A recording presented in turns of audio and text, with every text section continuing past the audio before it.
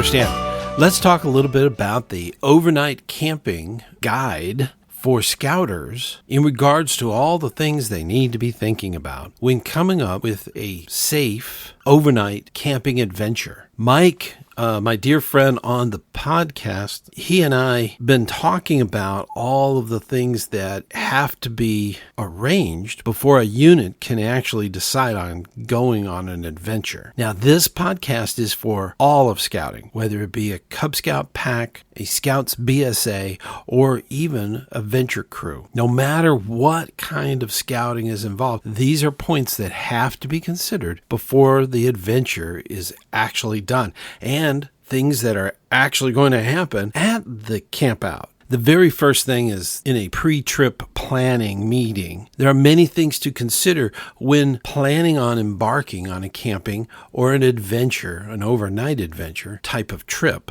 It's important to understand and research what kind of campsites and what kind of camping environment will be there. There are a lot of underlying rules for different locations, and you must prepare for any potential types of hazards. All of the adult leaders must have taken and have current their youth protection training and be a registered leader. Proper equipment. Man, is this important. You have to have the proper equipment in order to do the camping trip. Having that appropriate gears, including tents, that is very important. Usually the unit provides for tents, dining flies, cooking equipment. These are things that the unit is responsible. Now, as far as sleeping bag and personal mess kits, this equipment will determine whether the trip is going to be successful or not. So it's important to have the right equipment. Make sure you have enough tents to stay within your youth protection training ages so that they can share tents appropriately.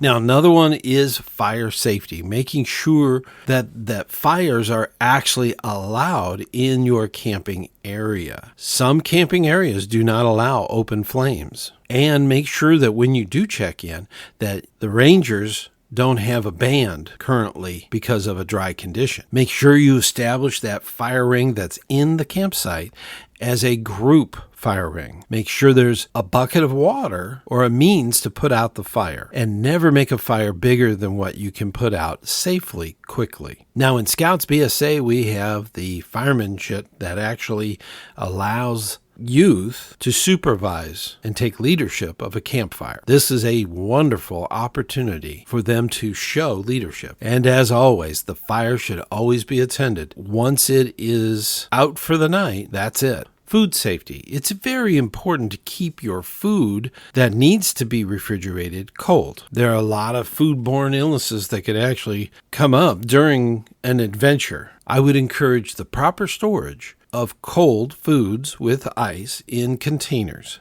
making sure that they stay within the safe zone. Prevent any of your dry goods from getting mixed in with any of the wet goods, and prevent spoilage by separation and keeping things cold. Now, with that being said, there is a wildlife awareness that needs to be instructed to the youth. Where I live in Florida, we have a lot of raccoons and bears, and they will grab anything that smells like food and tear it to shreds and evenly distribute it all over your campsite. So it's important to maintain wildlife awareness to keep the animals out of your stored food.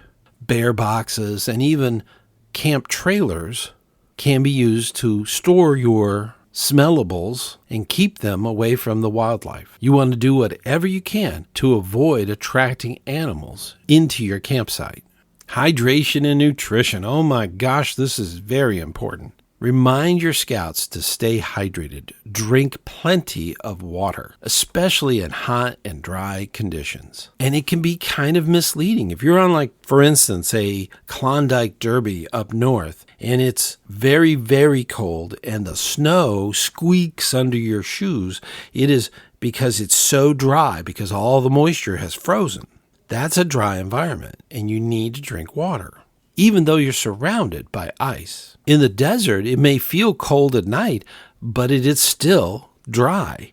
So that can actually cause problems with your hydration. There needs to be that balance of being completely hydrated with water. Kool-Aid, bug juice, any of the type of flavored liquids that youth are attracted to, sodas, all those things, do not count for water. You need to drink water. The symptoms of hydration is usually a headache and nausea. By drinking water, you can actually subside those symptoms. Make sure that whatever activity you're doing, there is a balance of nutrition. A healthy snack and meals are very important to keep your energy levels up for that trip. First aid and emergencies. You have to be prepared. Everyone on the trip will have their own first aid kit. Now, this kit will have a Band-Aid and maybe a piece of gauze and some tape, but it's a very small amount. It's really for small injuries. It's a personal first aid kit. The unit should have its own first aid kit for